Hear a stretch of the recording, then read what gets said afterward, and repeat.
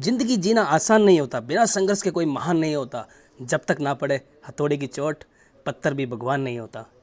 इसी के साथ दोस्तों स्टार्ट करते हैं। जो भी व्यूअर्स चैनल पर नए हैं, चैनल को सब्सक्राइब कीजिए, बेल आइकन पर क्लिक कीजिए ताकि लेटेस्ट वीडियोस के अपडेट्स वगैरह आपको मिलते रहें। Let we start. तो दोस्तों आज हम पढ़ने वाले हैं अध्याय 12 विद्युत धारा, जो क्लास 10th के लिए, क्लास 12th के लिए और क्लास 8th यानी तीनों क्लास 8th, 10th और 12th तीनों के लिए इक्वली इम्पोर्टेंट है। और इसमें हम बहुत सारे टॉपिक यानी जो भी बेसिक कंसेप्ट्स हैं वो सबको स्टडी करेंगे। तो देखिए दोस्तों, यहाँ पे जो हमारा सबसे पहला टॉपिक है वो है आवेश। ठीक है, आवेश क्या होता है? आवेश परमाणु का एक मूल कण है या मूल गुण है। यह धनात्मक भी हो सकता है और ऋणात्मक भी हो सकता है।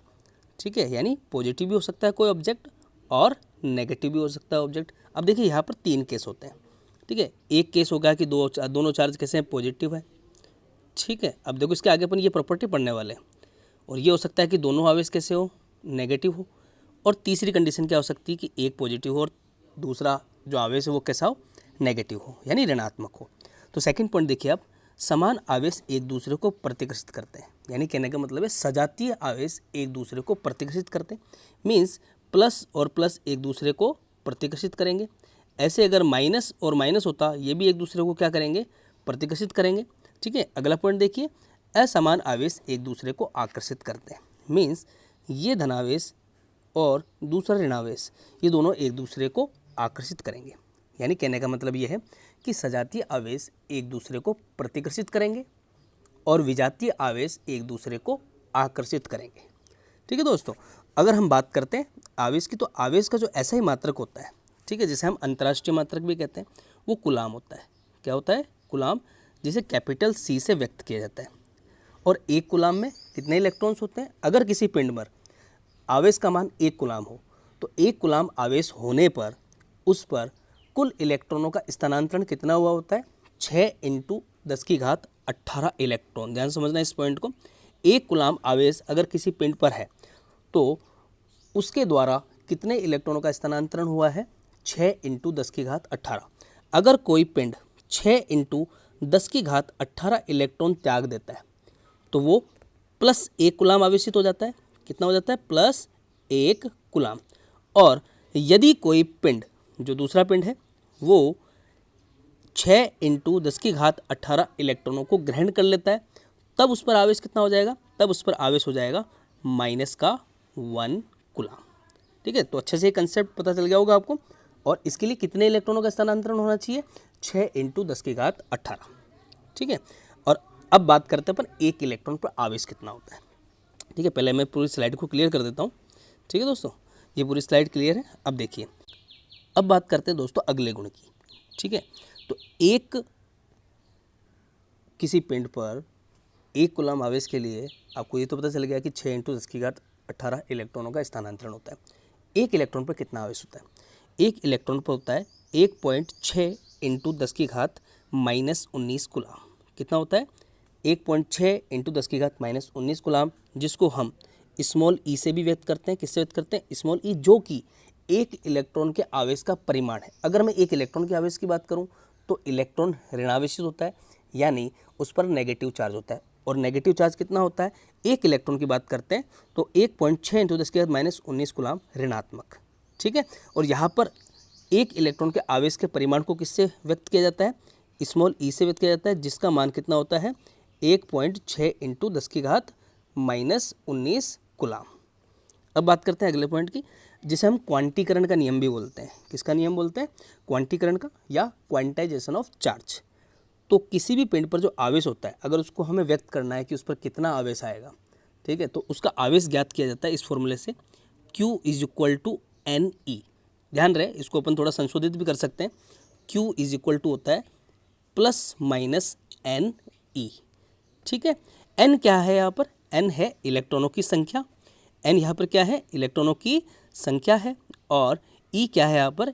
E एक इलेक्ट्रॉन के आवेश का परिमाण है। ठीक है दोस्तों, अब ये प्लस और माइनस का मतलब क्या है यहाँ पर? अगर कोई वस्तु इलेक्ट्रॉनों का त्याग कर देती है, यानी इलेक्ट्रॉन डोनेट कर देती है, तब उस पर पॉजिटिव चार्ज आ जाएगा। कैसा चार्ज आ जाएगा? Positive charge. और यदि कोई वस्तु इलेक्ट्रॉनों को ग्रहण कर लेती है तब उस पर नेगेटिव चार्ज आ जाएगा। ठीक है, तो यहाँ पर अपन Q is equal to plus minus n ही बोल सकते हैं। यहाँ पर n क्या है, n इलेक्ट्रॉनों की पूर्ण संख्या है। ध्यान रहे, इलेक्ट्रॉनों को विभाजित नहीं किया जा सकता, इलेक्ट्रॉनों की पूर्ण संख्या का स्थानांतरण ही होता है। यानी कहने का मतलब यह है कि आप अगर दो पिंडों के मध्य इलेक्ट्रॉनों का स्थानांतरण हो रहा है, फॉर एग्जाम्पल मान लेते हैं 100 इलेक्ट्रॉन एक जगह से दूसरी जगह स्थानांतरित हुए, तो ये संभव है। क्यों? क्योंकि यहाँ पर जो इलेक्ट्रॉनों की संख्या वो कैसी है, पूर्ण है। 100 एक पूर्ण संख्या है। अब अगर बात करते हैं, ये कहें हम कि 105.25 इलेक्ट्रॉनों का स्थानांतरण हुआ, तो यहाँ पर 0.25 भी आ गया, यानी 0.25। तो 0.25 जो कि एक अपूर्ण संख्या है, अर्थात पूर्ण संख्या नहीं है, और इलेक्ट्रॉनों को कभी विभाजित नहीं किया जा सकता। 0.25 का मतलब है 1/4 इलेक्ट्रॉन। क्या इलेक्ट्रॉन 1/4 हो सकता है? नहीं हो सकता, क्योंकि हमेशा इलेक्ट्रॉनों की पूर्ण संख्या का स्थानांतरण ही होता है। समझ में आया दोस्तों? चलो आगे बात करते हैं, विद्युत धारा क्या होती है। यहाँ पे विद्युत धारा जो है, विद्युत धारा होती है आवेश के प्रवाह की दर को विद्युत धारा कहा जाता है। क्या? आवेश के प्रवाह की दर को विद्युत धारा कहा जाता है। अब यहाँ पर जब भी ध्यान रहे, यहाँ पर क्या है, आवेश के प्रवाह की दर, तो आवेश क्या लिखा जाएगा, ऊपर लिखा जाएगा, प्रवाह होने की दर। जब भी दर शब्द का प्रयोग किया जाता है तो हमेशा बटा में समय आता है, यानी भाजक में क्या आ जाएगा, समय आ जाएगा। तो आवेश के प्रवाह की दर, तो दर के लिए क्या लग गया, बटा में टी लग गया। प्रवाह की दर को विद्युत धारा कहा जाता है। तो ये फॉर्मूला किसका बन गया, विद्युत धारा का। तो I is equal to Q upon T, यानी आवेश के प्रवाह की दर विद्युत धारा कहलाती है। तो विद्युत धारा का फॉर्मूला देख लीजिए, Q को किससे व्यक्त किया जाता है, Q है आपके आवेश और T क्या है, समय, यानी विद्युत धारा I is equal to q बटावा टी। अब बात करते हैं इसके SI मात्रक की। तो आवेश का जो SI मात्रक होता है वो होता है एम्पियर, और एम्पियर को किससे व्यक्त किया जाता है, कैपिटल A से व्यक्त किया जाता है, यानी बड़े वाले A से व्यक्त किया जाता है। ठीक है, यह धारा का SI मात्रक है, जिसे अंतर्राष्ट्रीय मात्रक भी कहा जाता है। अब बात करते हैं अगले पॉइंट की। तो अगर हमें ये पूछा जाए कि 1 एम्पियर को परिभाषित कीजिए, सुनना ध्यान से, क्वेश्चन क्या है, 1 एम्पियर को परिभाषित कीजिए। तो 1 एम्पियर को जब परिभाषित करना है तो सबसे पहले आपको सूत्र पता होना चाहिए विद्युत धारा का। देखो, एम्पियर किसका SI मात्रक है, विद्युत धारा का। तो हम किससे लिखते हैं, I से लिखा जाता है विद्युत धारा को। तो I is equal to Q upon T. जब भी 1 एम्पियर हो, 1 वोल्ट हो, 1 जूल हो, 1 कुलाम हो, इन सबको व्यक्त करना है तो सबसे पहले आपको बेसिक फॉर्मूला आपको पता होना चाहिए। तो I is equal to Q upon T, ये विद्युत धारा का सूत्र है। अब क्या बोला इसने, 1 एम्पियर को व्यक्त कीजिए। तो 1 एम्पियर धारा कब होगी, जब Q कितना होगा, 1 होगा, और T कितना होगा, 1। तो Q क्या है यहाँ पर, आवेश है, और आवेश का मान कितना होना चाहिए, 1 इकाई, मतलब 1 कुलाम होना चाहिए। दूसरी चीज़ समय, समय को मापने के लिए किसका प्रयोग किया जाता है, सेकंड का। जो सेकंड है, सेकंड समय का SI मात्रक है, अर्थात अंतर्राष्ट्रीय मात्रक है। तो 1 में 1 का ही भाग देना है, मीन्स समय भी कितना होना चाहिए, 1 सेकंड होना चाहिए।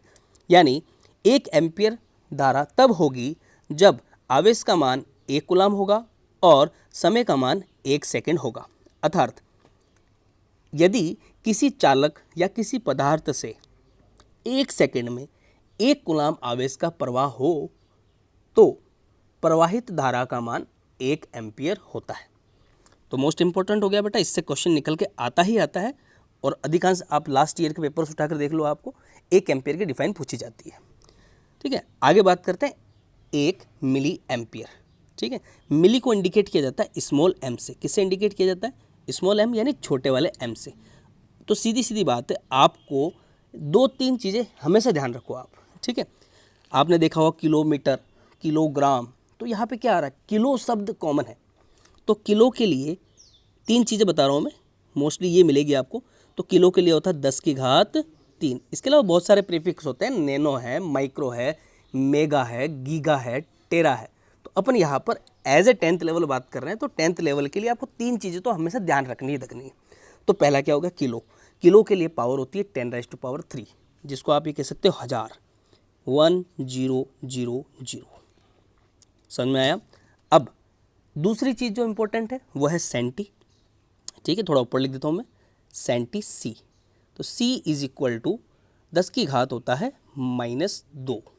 सेंटी के लिए 10 की घात -2 मीन्स 1 सेंटीमीटर। 1 सेंटीमीटर बराबर क्या हो जाएगा? 10 की घात -2 मीटर। यानी जहाँ सेंटी दिख जाए सीधा आप क्या लगा दोगे? 10 की घात -2। अब क्या बहुत सारे बच्चे ये सोचते रहते हैं 1 मीटर में 100 सेंटीमीटर होते हैं। अब किसी से ये पूछ लिया जाए, छोटे बच्चों से, इवन देखो 10th के बच्चे, 9th के बच्चे, इनके कंसेप्ट थोड़े क्लियर होते हैं, फिर भी कुछ बच्चे ऐसे होते हैं जो बेसिक से शुरू कर रहे होते हैं। उन बेसिक से शुरू कर रहे हैं उन बच्चों के लिए मैं हूँ यहाँ पे। जो देखिए, जो बच्चे टॉपर हैं वो तो वैसे ही स्कोर ग्रो करेंगे। दूसरी चीज़, और स्कोर तो ग्रो करेंगे बट उनका जो टारगेट है वो रहता है 100 गेट करना, कि 100 कैसे लेकर आए। तो 100 के लिए भी ये वीडियो है, बिकॉज यहाँ पे बिल्कुल एक छोटी छोटी बारीकी का अपन ध्यान रखते हैं, तब जाके ये वीडियो बन रहा है। तो अब देखिए, यहाँ पर ज़्यादा बात नहीं करते। छोटे बच्चे जो कहने का मतलब वीक स्टूडेंट्स हैं उनके लिए तो मोस्ट इम्पोर्टेंट रामबाण मान लो आप, तो वीडियो को पूरा देखें आप। तो बीच में एक भी पॉइंट आपने अगर मिस कर दिया तो कुछ समझ में नहीं आएगा, ठीक है। तो एक तो क्या, किलो, किलो के लिए 10 की घात 3, 10 की घात 3 मतलब 1000। सेंटी, सेकंड पॉइंट क्या हो गया? सेंटी। सेंटी के लिए कितना है? 10 की घात -2, और सेंटी के लिए 10 की घात -2 को बोला जाता है 0.01। यानी सीधा सीधा अगर आपको पॉइंट्स लगाना हो तो 0.01 लगा दीजिए आप। अब बात करते हैं नेक्स्ट पॉइंट की, ठीक है। एक तो हो गया किलो, ठीक है, एक हो गया सेंटी, और जो तीसरा मोस्टली काम में आता है वो होता है माइक्रो। अब देखो माइक्रो का सिंबल ये दिख रहा है वैसे आपको, ठीक है। माइक्रो को देखो, 10th लेवल तक की बात करें तो ऐसे सिंबल्स क्या होते हैं, बहुत कम आते हैं। आगे एक सिंबल और आएगा आपके R=ρL/A, तो वहाँ पे एक सिंबल है वो होता है रो, ठीक है, जो प्रतिरोधकता को इंडिकेट कर रहा होता है। यहाँ पे जो सिंबल आया वो है माइक्रो, ठीक है, ध्यान से समझना। माइक्रो होता है 10 की घात -6। आँख बंद करके जहाँ पर भी आपको माइक्रो दिख जाए सीधा आपको 10 की घात -6 लिखना है। अच्छा, आँख खोल के लिख लेना भैया, ठीक है, नहीं तो लिखोगे कैसे? मतलब आँख बंद करके सोच लेना 10 की घात -6 होता है। तो 10 की घात -6। अब 10 की घात -6 सीधी सीधी बात है, अगर आप पॉइंट्स लगाओगे तो पॉइंट 1 2 3 4 5 6, और लास्ट में क्या आ जाएगा? 1 आ जाएगा। अरे भैया तू क्यों गोचा कर रहा है? ये आ गया भाई 1, ठीक है। तो म्यू और माइक्रो का जो सिंबल है उसको बोला जाता है म्यू, ठीक है। ध्यान समझना क्या लिखा जाता है, इसको म्यू लिखा जाता है। म्यू को मैं वापस लिख देता हूँ, ये है म्यू। तो म्यू = 10 की घात -6, जिसकी वैल्यू अगर पॉइंट्स में बात करें तो 0.0000001, यानी 10 की घात -6, ठीक है दोस्तों। आगे बात करते हैं नेक्स्ट टॉपिक की। देखिए नेक्स्ट टॉपिक है आपका विद्युत धारा को एम्पीयर से तो मापा जाता है, पढ़ चुके हैं अपन। अब देखो, और जो यंत्र है, यानी देखिए विद्युत धारा का ऐसा ही मात्रक क्या है? एमीटर है, सॉरी एम्पियर है। अरे हो जाता है भाई फ्लो में, ठीक है। विद्युत धारा का ऐसे मात्रक क्या होता है? एम्पियर होता है। और जिस यंत्र से विद्युत धारा को मापा जाता है वो होता है एमीटर, यानी जिसके पीछे मीटर लग जाए। अब देखिए मीटर वैसे ऐसा ही मात्रक भी है, इसके अलावा मोस्टली यंत्रों के पीछे क्या होता है? मीटर लगा होता है, ठीक है। तो मीटर, एमीटर हो गया, वोल्ट मीटर हो गया, गैल्वेनोमीटर हो गया, ये सब पढ़ेंगे आप। तो एमीटर से क्या मापा जाता है? विद्युत धारा मापी जाती है। और इसके लिए एक सबसे इंपॉर्टेंट क्वेश्चन ये भी आ जाता है कि एमीटर को हमेशा कैसे क्रम में जोड़ा जाता है? तो एमीटर को हमेशा परिपथ के किसी अवयव के श्रेणी क्रम में जोड़ा जाता है। कैसे क्रम में जोड़ा जाता है? श्रेणी क्रम में। और श्रेणी क्रम में जोड़ने पे, और एमीटर किसका मापन करता है? विद्युत धारा का मापन करता है। यानी देखिए विद्युत धारा को मापा किस में जाता है? एम्पियर में। और मापने वाला यंत्र कौन सा है? एमीटर है, ठीक है दोस्तों। एमीटर का जो प्रतीक चिन्ह है वो आपको सामने दिख रहा है। ए, एक पूरा एक सर्कल बनाएंगे, सर्कल के बीच में ए लिख देंगे, आगे प्लस, दूसरी तरफ माइनस, ठीक है। अब देख लीजिए ये प्रतीक चिन्ह हो गया। अब इसको जोड़ते कैसे, एक छोटा सा डायग्राम दिखा देता हूँ आपको। जैसे कहने का मतलब है ये आपका कोई परिपथ है, इसमें ये प्रतिरोध लगा रखा है, और यहाँ पर एक, जस्ट मिनट वापस बना देते हैं, ये प्रतिरोध, और ये एक बैटरी लगा रखी है, कुंजिला, चलो अपन सेल लगा देते हैं, एक कुंजी लगा देती भाई, अपन संस्कारी हैं, ठीक है। ये सर्किट क्लोज हो गया। अब हमें देखो इसका ये एक सेल लगा हुआ है, सेल का एक टर्मिनल प्लस है, दूसरा माइनस है। प्रतिरोध को अपन ने आर बोल दिया, ये कुंजी है, कुंजी को अपन के से लिखते हैं। धारा की दिशा क्या होगी? धारा की दिशा हमेशा होगी प्लस से माइनस की ओर। कहाँ से कहाँ की ओर होती है धारा की दिशा? सेल के या बैटरी के प्लस टर्मिनल से माइनस की ओर बाहर, यानी एक्सटर्नल सर्किट के अंदर, सेल के अंदर जो विद्युत धारा की दिशा होती है वो माइनस से प्लस की ओर होती है। ध्यान से सुनना, किसी परिपथ में किसी तार से प्रवाहित धारा की दिशा क्या होगी? सेल या बैटरी के प्लस टर्मिनल से माइनस टर्मिनल की ओर। और यदि बात की जाए कि किसी सेल में विद्युत धारा की दिशा क्या होगी, वो होगी माइनस टर्मिनल से प्लस टर्मिनल की ओर। ठीक है, एक पूरा लूप कंप्लीट होता है। ठीक है दोस्तों, अब यदि हमें धारा का मापन करना है तो धारा को मापन के लिए हमें धारा को मापन के लिए कौन से यंत्र का उपयोग किया जाता है? वो है एमीटर। और एमीटर को कैसे संयोजित किया जाता है? श्रेणी क्रम में। तो देखिए, हमें प्रतिरोध से कितनी धारा प्रवाहित हुई ये हमें ज्ञात करना है। तो इसके श्रेणी क्रम के अंदर एक अपन एमीटर लगा देंगे। ये लग गया एमीटर, एक टर्मिनल प्लस हो जाएगा और दूसरा टर्मिनल इसका माइनस हो जाएगा। ठीक है, एक को मैं थोड़ा और ध्यान से लिख देता हूँ भाई। ये लो भाई, ये एमीटर है बीच में लगाया जो। तो किसी परिपथ के अंदर धारा के मापन के लिए एमीटर को हमेशा श्रेणी क्रम में जोड़ा जाता है। ठीक है दोस्तों, विद्युत धारा की दिशा इलेक्ट्रॉनों के प्रवाहित होने की दिशा के विपरीत माना जाता है। सीधी सीधी बात है। देखिए यहाँ पर अगर मैं इलेक्ट्रॉनों के कंसेप्ट को यहाँ पर लेकर आऊँ तो आपने थोड़ी देर पहले पढ़ा है कि प्लस और माइनस एक दूसरे को आकर्षित करते हैं। तो विद्युत धारा की दिशा तो है प्लस से माइनस की ओर। ठीक है, और इलेक्ट्रॉन कहाँ होंगे? देखो भाई, किसी भी चालक के अंदर क्या होते हैं? इलेक्ट्रॉन्स पाए जाते हैं, जो क्या होते हैं? आवेश वाहक होते हैं, आवेश को ले जाने वाले होते हैं। जैसा कि आपने इससे पहले पढ़ा है कि एक इलेक्ट्रॉन में आवेश कितना होता है? माइनस का 1.6 इंटू 10⁻⁻19 कूलाम। ठीक है, तो यहाँ पर जो इलेक्ट्रॉन्स हैं वो कहाँ जाएंगे? इलेक्ट्रॉन हमेशा प्लस की ओर आकर्षित होंगे। तो विद्युत धारा की दिशा और इलेक्ट्रॉनों की दिशा एक दूसरे के विपरीत मानी जाती है। ठीक है दोस्तों,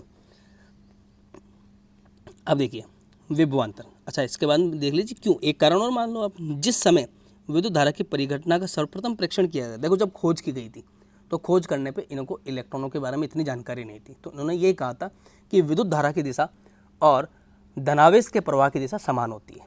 फिर जब पता चला कि इलेक्ट्रॉन भी अस्तित्व में है तो ये माना गया कि इलेक्ट्रॉन की दिशा और विद्युत धारा की दिशा एक दूसरे के विपरीत होती है। अब देखिए अगला पॉइंट है विभवांतर। ठीक है, जिसको अपन क्या बोलते हैं? पोटेंशियल डिफरेंस, जिसको V से इंडिकेट किया जाता है। विद्युत धारा को I से इंडिकेट किया जाता है, विभवांतर को इससे किया जाता है V से इंडिकेट किया जाता है। तो देखिए क्या होती है इसकी परिभाषा? प्रति एकांक आवेश को एक बिंदु से दूसरे बिंदु तक ले जाने में किया गया कार्य। ध्यान से समझना बेटा, प्रति एकांक, क्योंकि एक नई टर्मिनोलॉजी, प्रति एकांक आवेश या एकांक आवेश। अब देखिए, एक अंक आवेश, तो जिस भी शब्द के आगे एकांक लिख दिया जाता है वो राशि हमेशा आती है बटा में। ध्यान समझना, प्रति एकांक हम परिभाषा से सूत्र बना रहे हैं और सूत्र से ही परिभाषा बनती है। तो क्या लिखा है? एकांक आवेश। तो एकांक आवेश के लिए अपोन में क्या आ गया? बटा में क्या आ जाएगा? क्यू आ जाएगा। एकांक आवेश के लिए क्यू आ गया? को एक बिंदु से दूसरे बिंदु तक ले जाने में किया गया कार्य, और कार्य को व्यक्त किया जाता है डब्ल्यू से।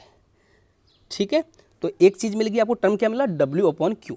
ध्यान सुनना वापस, एकांक आवेश को एक बिंदु से दूसरे बिंदु तक ले जाने में किया गया कार्य ही विभवांतर कहलाता है। क्या कहलाता है? विभवांतर। और विभवांतर को किससे लिखा जाता है? V से लिखा जाता है। तो हमारे को विभवांतर का सूत्र मिल गया V = W/Q। ठीक है, विभवांतर का जो ऐसा ही मात्रक होता है वो होता है वोल्ट। क्या होता है? वोल्ट।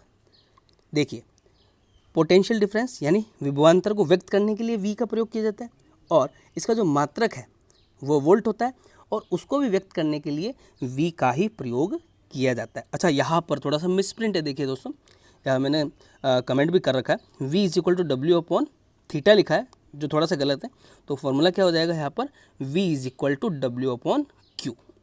ठीक है, अब बात करते हैं अगले पॉइंट की, एक वोल्ट किसे कहते हैं। अब देखिए वापस आ गया एक फॉर्मूला में, एक सेम क्वेश्चन जैसे इससे पहले आया था, 1 एम्पीयर किसे कहते हैं। अब क्या आ गया? 1 वोल्ट किसे कहते हैं। परिभाषा पूछी जा सकती है, बिल्कुल पूछी जा सकती है। तो सबसे पहली चीज़ क्या पता होना चाहिए आपको? फॉर्मूला पता होना चाहिए। तो V = क्या हो जाएगा? अपन लिख देते हैं यहाँ पर V = W/Q। अब ध्यान रहे, हमें किसको परिभाषित करना है? 1 वोल्ट को। तो 1 वोल्ट कब होगा? जब W भी 1 होगा और Q भी कितना होगा? 1। और W क्या है? कार्य है, यानी एक बिंदु से दूसरे बिंदु तक किसी आवेश को ले जाने में किया गया कार्य। तो कार्य का ऐसा ही मात्रक क्या होता है? जूल होता है। कार्य का सही मात्रक क्या होता है? जूल। तो कार्य W का मान हो जाएगा 1 जूल, और किसको लेकर जा रहे हैं? एकांक आवेश को। तो एक अंक आवेश यानी आवेश का मान कितना है? 1। तो आवेश का मान कितना हो जाएगा? 1 कूलाम।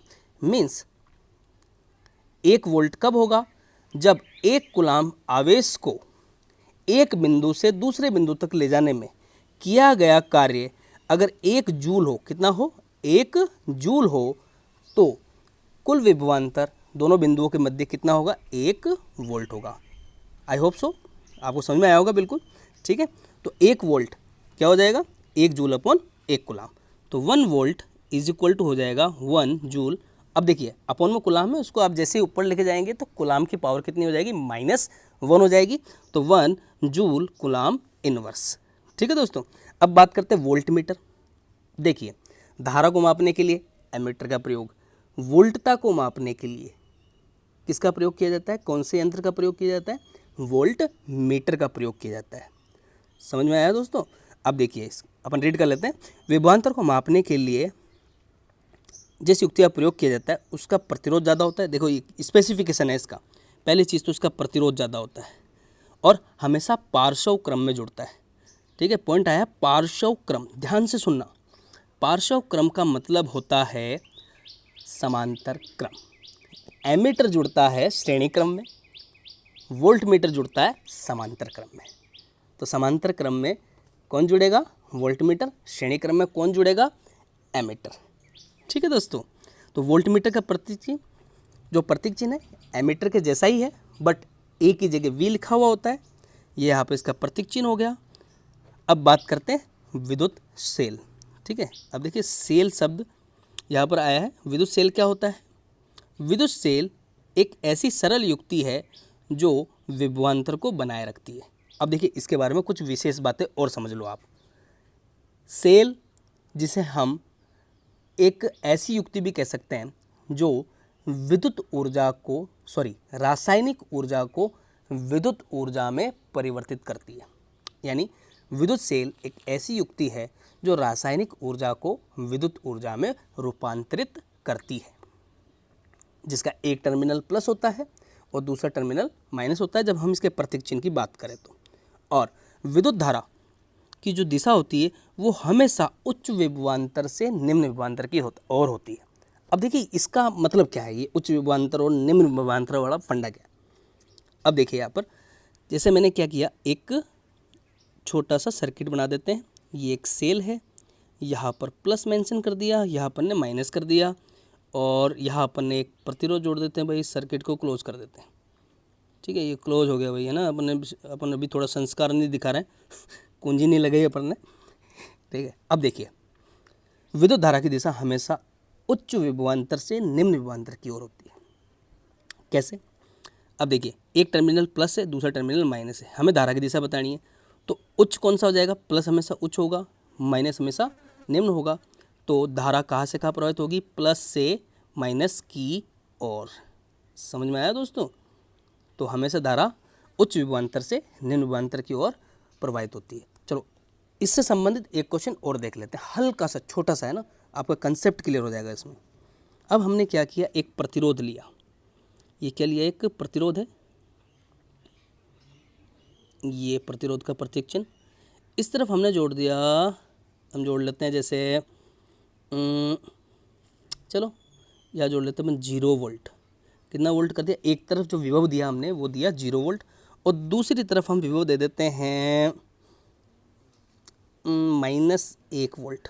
ठीक है, अब देखिए अब मुझे एक टर्मिनल को अपन ए बोल देते हैं, दूसरे को बोल देते हैं बी। ठीक है, 12th क्लास वालों के लिए भी ये क्वेश्चन मोस्टली एग्जाम में पूछ लेता है। ठीक, जहाँ पे वो अग्र अभिनीति और पश्च अभिनीति के नाम से आता है। पीएन डायोड याद करो ठीक है, चलो 10th क्लास वाले बच्चे आ जाओ यहाँ पर। तो यहाँ पे क्या है, अब पूछ लिया जाए कि दिए गए परिपथ चित्र में विद्युत धारा की दिशा बताइए। तो अब बच्चे सोचेंगे सर ये तो एक 0 वोल्ट, एक -1 वोल्ट, धारा प्रवाहित ही नहीं होनी, 0 कुछ होता थोड़ी भाई, ये कोई विभव तो है ही नहीं। अरे भैया है, ठीक है, 0 वोल्ट भी एक विभव होता है। तो यहाँ पर क्या होगा, धारा की दिशा उच्च सबसे पहले ये बताओ जीरो बड़ा या -1 बड़ा? अगर मैं परिमाण की बात करूँ तो -1 बड़ा, अगर जीरो और -1 की बात करूँ तो जीरो बड़ा है। यहाँ पर कौन बड़ा है? जीरो बड़ा है। अगर हम पर नंबर सिस्टम में जाते हैं, ठीक है, तो जीरो -1 से बड़ा है। तो उच्च कौन सा हो गया? जीरो उच्च हो गया, और -1 कैसा हो गया? निम्न हो गया। तो धारा की दिशा क्या होती है? विद्युत धारा की दिशा उच्च विभव से निम्न विभव की ओर, यानी 0 वोल्ट से -1 वोल्ट की ओर हो जाएगी। तो धारा की दिशा हो जाएगी ए से बी की ओर। समझ में आया दोस्तों? ये उच्च विभव और निम्न विभव वाला कंसेप्ट है। ठीक है, अब बात कर लेते हैं प्रतीक चिन्हों की। देखिए, तो प्रतीक चिन्ह में सबसे पहला प्रतीक चिन्ह जो है, तो दोस्तों अब बात कर लेते हैं विद्युत परिपथ में सामान्यतः उपयोग होने वाले कुछ अवयवों के प्रतीक चिन्ह। एग्जाम में पूछा भी जाता है, पूछ लेगा एमीटर का प्रतीक चिन्ह बनाइए, वोल्ट मीटर का प्रतीक चिन्ह बनाइए, प्रतिरोध का प्रतीक चिन्ह बनाइए, विद्युत बल्ब का प्रतीक चिन्ह बनाइए। तो देखिए, पहला है आपका विद्युत सेल। और भी कुछ एक्स्ट्रा अगर आपके काम आने लायक होंगे तो वो इसमें ड्रॉ कर दूंगा मैं। तो पहला है जैसे आपके विद्युत सेल। तो विद्युत सेल के लिए प्रतीक चिन्ह कौन सा है? बड़ी डंडी प्लस एक, यानी क्या करना है? एक बड़ी एक छोटी। जो बड़ी वाली डंडी है वो किसको इंडिकेट करेगी? प्लस को, और जो छोटी वाली डंडी है वो माइनस को इंडिकेट करेगी। ये आपके विद्युत सेल का प्रतीक चिन्ह है। नेक्स्ट आ जाता है बैटरी अथवा सेलों का संयोजन। तो यहाँ पे 3 सेलों का एक संयोजन दे रखा है, ठीक है, plus minus plus minus plus minus. तो ये क्या हो जाएगा? बैटरी हो जाएगा। मीन्स अगर आपसे परिभाषा पूछी जाए विद्युत बैटरी किसे कहते हैं, तो क्या बोलेंगे आप? 2 या 2 से अधिक विद्युत सेलों का संयोजन ही बैटरी कहलाता है। ठीक है, अगले पॉइंट पर आते हैं अपन, खुली प्लग कुंजी अथवा स्विच। तो देखिए दोस्तों, यहाँ पर क्या कर रखा है, एक ऐसे ब्लॉक बनाओ, छोटा ब्रैकेट, इधर से स्टार्ट किया, इधर ख़त्म कर दिया, दोनों साइड टर्मिनल लगा दिए। अगर खुले प्लग की बात चल रही है, ठीक है, खुले का मतलब होता है कि इस समय जो सर्किट है, सर्किट कैसा है? ऑफ है। कैसा है? ऑफ है। इस केस के अंदर बीच में जो टमकी लगाते हैं ना, टमकी मीन्स डॉट, हमें डॉट नहीं लगाना। डॉट नहीं लगाया, इसका मतलब जो आपका स्विच है वो कैसा है? ऑफ है। ठीक है, अगर मैं इसके बीच में डॉट लगा देता हूँ तो इसका मतलब ये हो जाएगा कि आपका जो स्विच है वो कैसा हो गया? ऑन हो गया। कैसा हो गया? ऑन। ठीक है दोस्तों, अब बात करते हैं तार संधि। तार संधि मतलब कभी भी सर्किट जुड़ता है तो सर्किट में बहुत सारी जगह पे एक ऐसा बिंदु आ सकता है जहाँ पे दो से अधिक चीज़ें जुड़ी हुई होती हैं। जैसे ये आपने परिपथ लिया, जैसे अपन ये प्रतिरोध ले लेते हैं, यहाँ पर ये प्रतिरोध हो गया, ठीक है, प्रतिरोध को आर से इंडिकेट कर दिया। अब हमने क्या करना है, इसमें एमीटर जोड़ना है। चलो मान लेते हैं वोल्ट मीटर जोड़ लेते हैं। और वोल्ट मीटर कैसे जुड़ता है? समांतर क्रम में।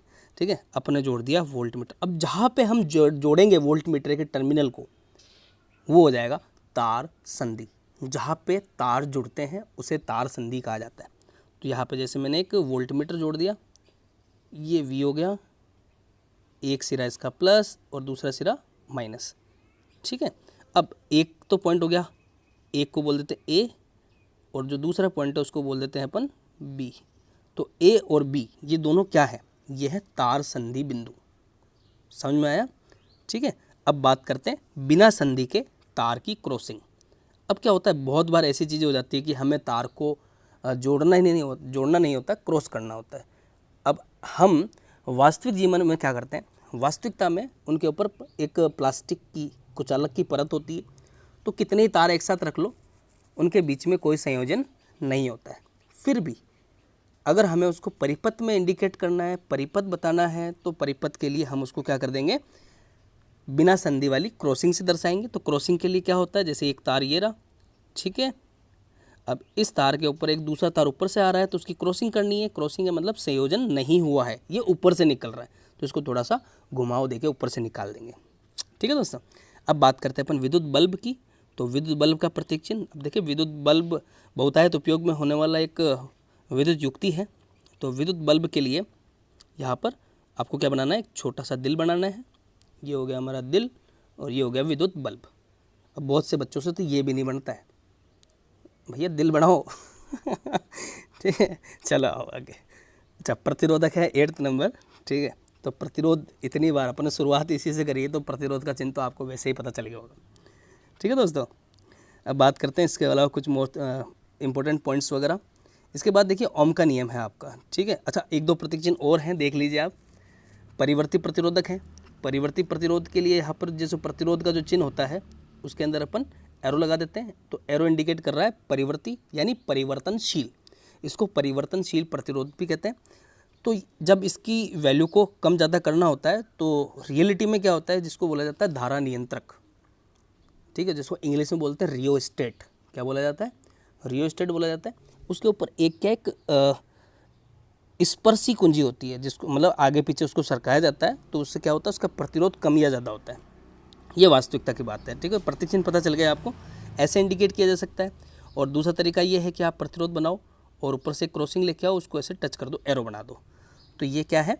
परिवर्ती प्रतिरोधक अथवा धारा नियंत्रक, जिसे रियोस्टेट भी कहा जाता है, ठीक है। एमीटर का प्रतीक चिन्ह अपन ने सबसे पहले ही देख लिया था विद्युत धारा वाले टॉपिक में, और वोल्टमीटर का प्रतीक चिन्ह ये रहा आपके सामने, ठीक है। अब बात करते हैं ओम के नियम की। तो ओम का नियम यानी ओम जी का नियम बहुत तगड़ा नियम है, मोस्ट इम्पोर्टेंट है आपके 10th वालों के लिए, ठीक है। अब इसके अंदर कुछ चीज़ें और बताता हूँ मैं आपको, उसका भी ध्यान रखना आप, ठीक है। तो सबसे पहली चीज़ तो क्या है, पहले आपकी परिभाषा पढ़ लीजिए इसकी। ओम का नियम होता क्या है, ठीक है।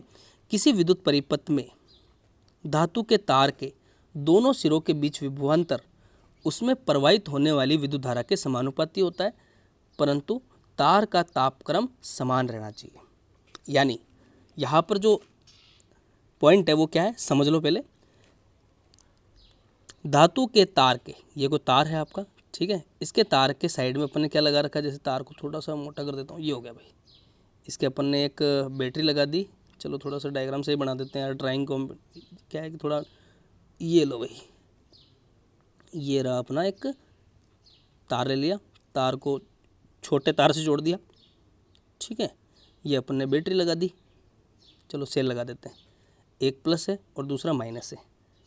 अच्छा, और संस्कारी हैं अपन, फिर भी नहीं लगाई कुंजी, चलो कोई दिक्कत नहीं, अपन को कंसेप्ट समझना वो देख लो यहाँ पे। तो एक सेल लगाया अपन ने, ठीक है, जिसकी वोल्टता कितनी है, V है। एक तार है जिसको अपन ने A भी बोल दिया, ठीक है। अब इसमें आपको ही बताना है कि भाई ओम का नियम क्या कहता है। तो देखो, अगर भौतिक अवस्था नियत हो, यानी P, टेम्परेचर कैसा होना चाहिए, कांस्टेंट होना चाहिए।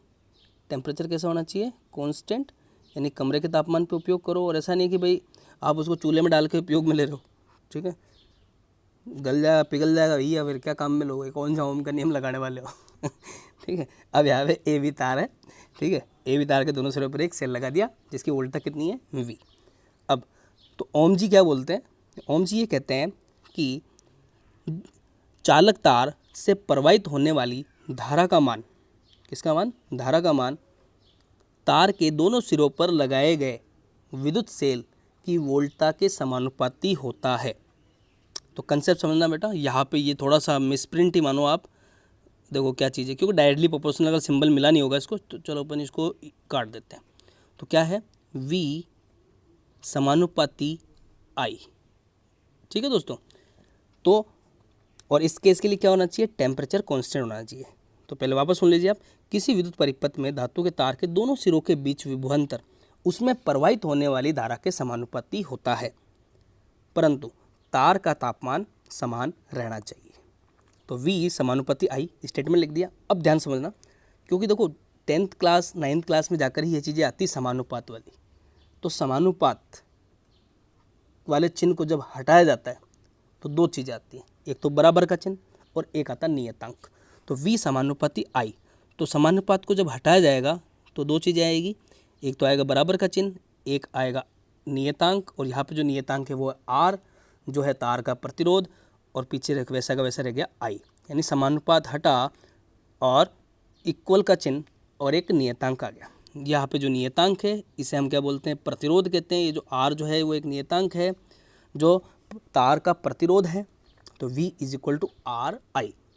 अब याद करने की दृष्टि से R को पीछे कर लेते हैं, V = क्या हो जाएगा, IR। वैसे V = RI भी लिखा जा सकता है, और आप सब लोग जानते हैं AB = BA, यानी V = RI भी लिखा जा सकता है और IR भी लिखा जा सकता है, ठीक है दोस्तों। अब बात कर लेते हैं इम्पोर्टेंट पॉइंट्स की। देखिए, V = IR, V = IR जो हमारा सूत्र है उसमें हमारे सबके मात्रक को देख लेते हैं अपन। V is equal to I R. V का मात्रक होता है वोल्ट, V का मात्रक क्या होता है, वोल्ट होता है, और धारा का मात्रक होता है एम्पियर, और प्रतिरोध का मात्रक होता है ओम। ये ओम का सिंबल है।